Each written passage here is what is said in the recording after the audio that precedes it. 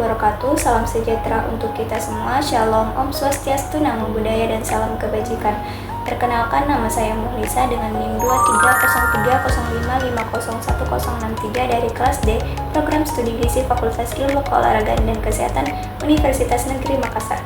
Jadi pada kesempatan kali ini saya akan membahas tentang evaluasi kinerja rumah sakit dalam pengukuran indikator pelayanan kesehatan. Jadi topik ini penting sekali karena evaluasi kinerja dan indikator pelayanan kesehatan adalah alat utama buat menilai seberapa baik mutu layanan di rumah sakit.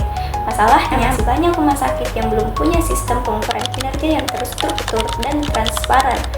Sebagai contoh, ada studi berjudul Pengukuran dan Evaluasi Kinerja Lembaga Rumah Sakit yang menunjukkan kalau masih ada kelemahan di bagian strategi, sistem akuntansi manajemen, dan juga keselarasan antara visi dan misi rumah sakit dalam menerapkan indikator kinerja. Bahkan di puskesmas pun, evaluasi kinerja itu penting sekali.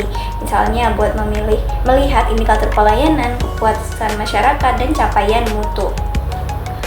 Ada beberapa tujuan yang ingin dicapai, yaitu pertama, merancang kerangka indikator kinerja rumah sakit mulai dari input, proses, output, sampai di outcome. Yang kedua, mengevaluasi kinerja rumah sakit berdasarkan indikator yang sudah ditentukan. Yang ketiga, menemukan kesenjangan antara kinerja yang ada dan standar yang diharapkan. Dan yang terakhir itu memberikan rekomendasi peningkatan mutu layanan agar rumah sakit bisa terus berkembang. Dalam proses evaluasi, data yang digunakan biasanya mencangkup pertama, indikator mutu layanan seperti rata-rata lama rawat inap, tingkat kepuasan pasien, tingkat kematian, dan waktu tunggu pasien. Yang kedua, data historis kinerja rumah sakit. Yang ketiga, standar atau benchmark indikator kesehatan nasional. Dan yang terakhir, sumber daya rumah sakit termasuk SDM, fasilitas, dan anggaran.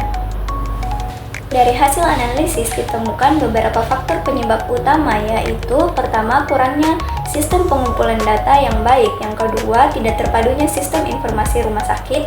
Yang ketiga, adanya konflik antara target kuantitatif dan kualitas pelayanan.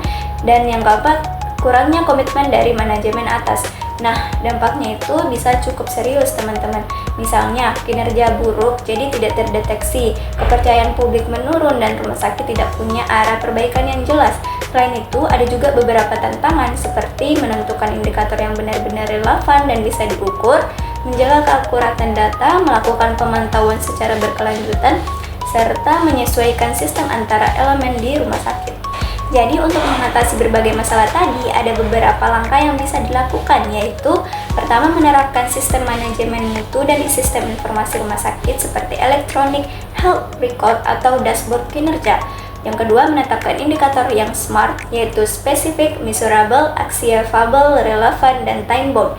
Kemudian memberikan pelatihan kepada SDM agar mampu melakukan pengukuran dan analisis data dengan tepat. Kemudian melakukan audit internal dan eksternal terhadap data kinerja secara rutin, melakukan feedback dan perbaikan berkelanjutan, continuous improvement, dan yang terakhir memastikan transparansi hasil kinerja kepada publik supaya masyarakat juga bisa menilai mutu pelayanan rumah sakit. Kesimpulannya, teman-teman, jadi evaluasi kinerja rumah sakit ini bukan sekedar angka di laporan, tapi tentang bagaimana rumah sakit ini bisa terus meningkatkan kualitas pelayanan, menjaga kepercayaan masyarakat, dan memberikan pelayanan kesehatan yang terbaik.